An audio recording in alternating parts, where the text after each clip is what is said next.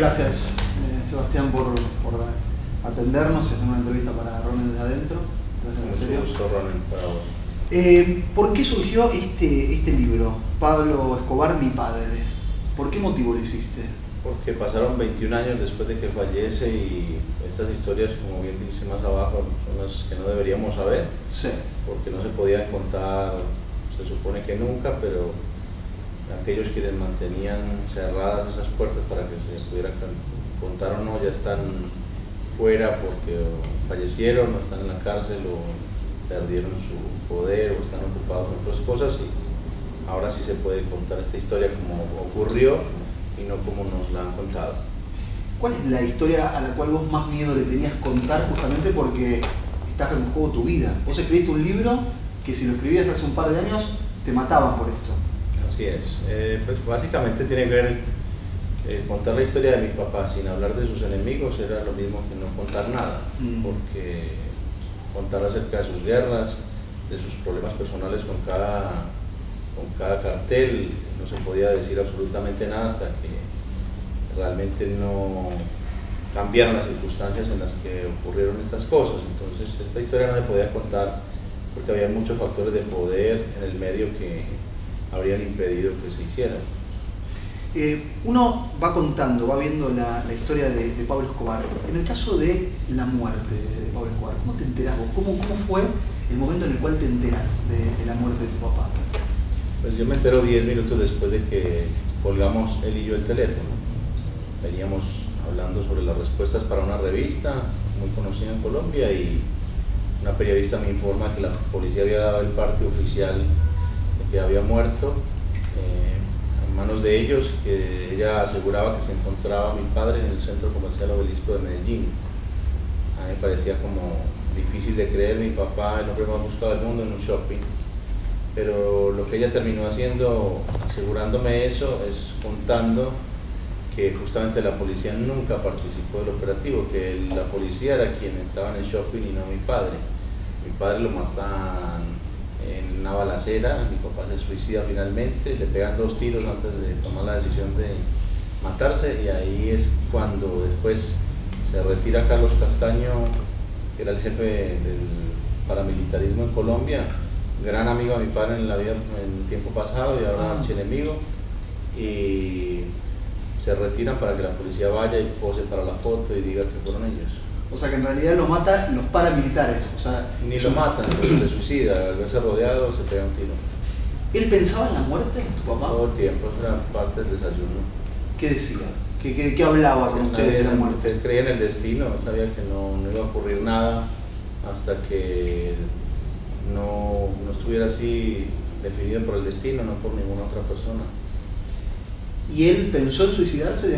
¿Pensó si me atrapan, me mato? Siempre lo dijo, siempre me lo dijo a mí, a mi madre, a mi hermana, nunca... ¿Nunca tuvo con ustedes, por ahí eran los hijos, la familia, no? Siempre se los dijo directamente. Siempre, hasta me dijo dónde se iba a pegar el tiro, que fue justo donde se lo pegó. ¿Dónde fue? En el oído derecho.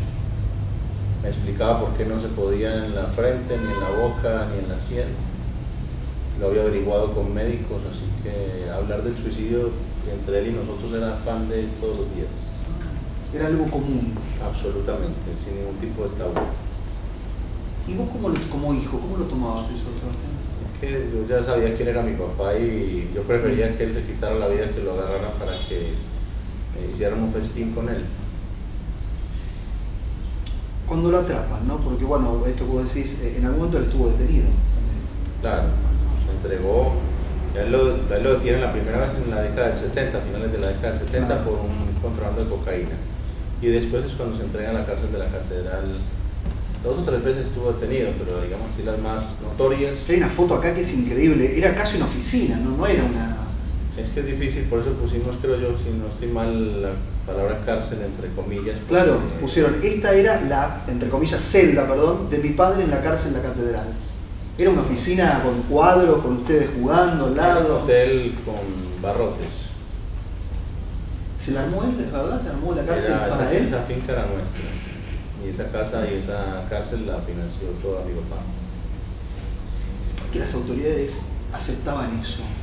Porque literalmente los sometió a través de la violencia y las amenazas y el poder económico y militar que tenía, llegó a, sin exagerarte, a doblegar el Estado colombiano como a las instituciones completas.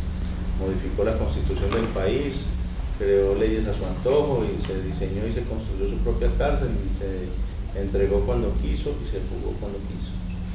¿Fue el hombre más poderoso de Colombia en toda la historia de Colombia para vos?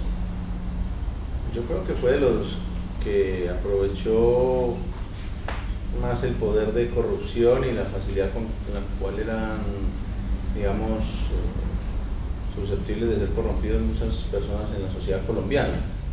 De ahí que sea el más poderoso, pues muy famoso por el despliegue mediático que tuvo. ¿En algún momento por ahí pensó en comprar un medio de comunicación o tuvo un medio de comunicación? No, él pensó en estudiar periodismo cuando se entregó a la cárcel de la catedral, pero evidentemente mataba a todos los periodistas que escribían mal sobre él.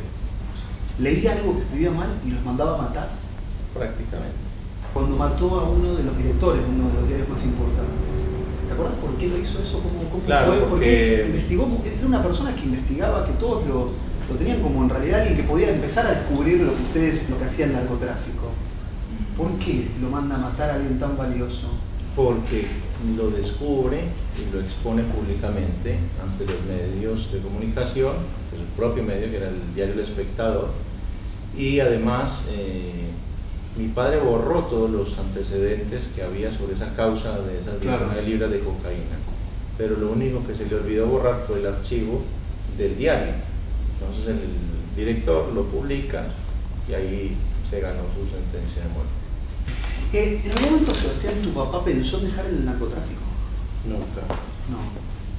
Nunca se dedicó a otra cosa. ¿El antes? ¿O su vida siempre fue el narcotráfico?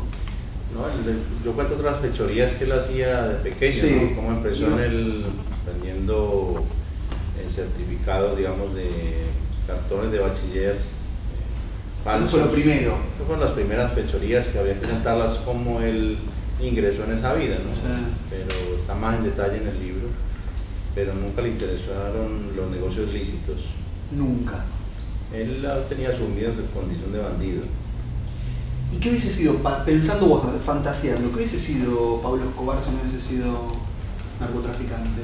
¿Qué te imaginas que pudo haber llegado a ser? No sé qué otra actividad ilícita habría pendiente por ahí para él, pero algo ilícito, como propia. Algo ilícito. Él nació para eso. ¿Pudo haber llegado a ser presidente de Colombia? Yo creo que sí. ¿Y qué lo frenó? ¿Por qué no llegó? Porque intentó ingresar en una mafia que era mucho más grande que la que él ya manejaba, la de la política. ¿En serio? ¿Pero qué? ¿Vos decís que el narcotráfico es menos grave que la política? Los narcotraficantes y los bandidos matan a la gente a punta de balazos y los políticos lo hacen a punta de firmas. Mandó a matar en un año, mandó a matar a varios candidatos a presidente en distintas fechas y oportunidades. ¿Por qué? ¿Por qué llegó a ese punto? A creerse tan poderoso para mandar a matar a alguien, bueno, obviamente concretarlo. A uno. ¿Qué lo llevaba? A uno, no a varios. Bueno, a uno, pero ¿qué lo llevaba a eso? Bueno, es que Luis Carlos Galán, que muere en el año 89, se determinó.